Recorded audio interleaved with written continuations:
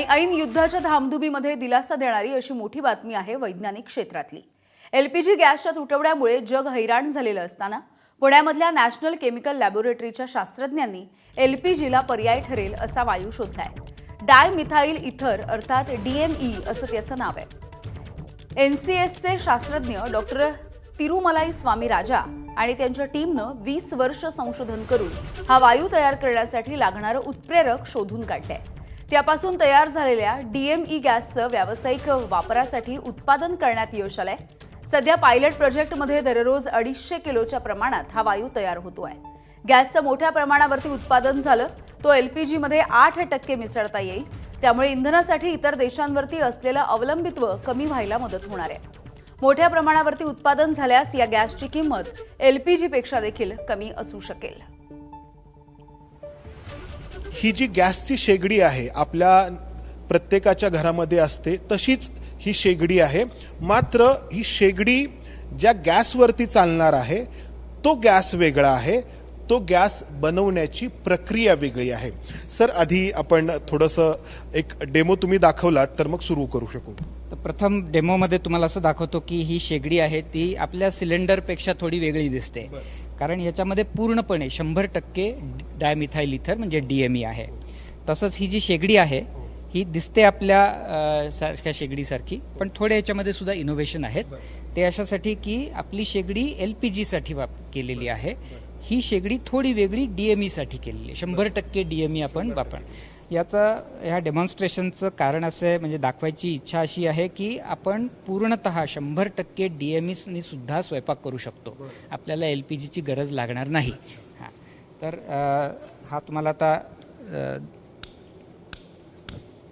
आता याची इतकी क्लिअर फ्लेम आहे की ती आत्ताच्या उजेडामध्ये एवढी दिसणार नाही, थोडी ती मला दिसेल, पण अतिशय निळी फ्लेम आहे, क्लिअर फ्लेम आहे। कॅमेरामध्ये प्रेक्षकांना ही जी फ्लेम दिसत असेल तर आपल्या नेहमीच्या गॅस शेगडीवरती आपण जी फ्लेम पाहतो त्यापेक्षा पारदर्शक आहे। सरांनी जसं म्हटलं की क्लीन आहे, क्लिअर एनर्जी आहे। अगदी डीएमईची ती एक खासियत आहे की आपण जेव्हा डीएमई जाळतो तेव्हा त्यातनं सूट निघत नाही। सूट म्हणजे बारीक सूक्ष्म कार्बनचे पार्टिकल्स असतात। आपल्या एलपीजीमध्ये सुद्धा थोडं शूटिंग होतं। कधी कधी तुम्हाला आठवेल की एक मेकॅनिक घरी येतो आणि तो साफ करतो ती शेगडी। ती साफ करणं म्हणजे काय, तर ते जे कार्बन पार्टिकल्स तयार होतात एलपीजीच्या कंबशनमुळे, तर ते आपण काढतो, तो मेकॅनिक काढतो आणि ती शेगडी परत साफ करतो आणि आपल्याला वापरता येते। डीएमईमध्ये असं होतच नाही, कारण इतकं स्वच्छ जळण त्याचं होतं की त्याच्यामध्ये काही सूट पार्टिकल्स आपल्याला सापडत नाहीत, त्यामुळे ती फ्लेम सुद्धा क्लिअर असते।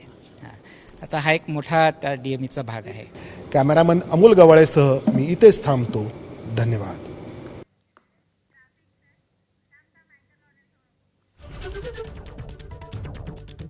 तर या संदर्भातलं महत्त्वाचे मुद्दे आपण जाणून घेऊया। एलपीजीला पर्याय ठरणारं असं एक मोठं संशोधन आपण याला म्हणू शकतो। पुण्यामधल्या नॅशनल केमिकल लॅबोरेटरीच्या शास्त्रज्ञांनी एलपीजी गॅसला पर्याय ठरेल असा हा वायू शोधलेला आहे। डीएमई असं या वायूचं नाव आहे। एनसीएलचे शास्त्रज्ञ डॉक्टर तिरुमलाई स्वामी राजा आणि त्यांच्या टीमनं हे संशोधन केलंय। डायमिथाइल इथर गॅस भारतीय बनावटीच्या उत्प्रेरकापासून तयार होतो। एलपीजी पेक्षा शुद्ध आहे।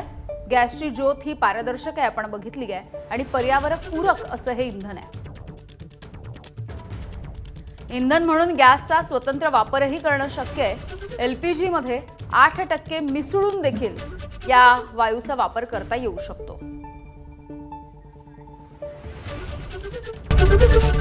एबीपी माझा, उघडा डोळे बघा नीट।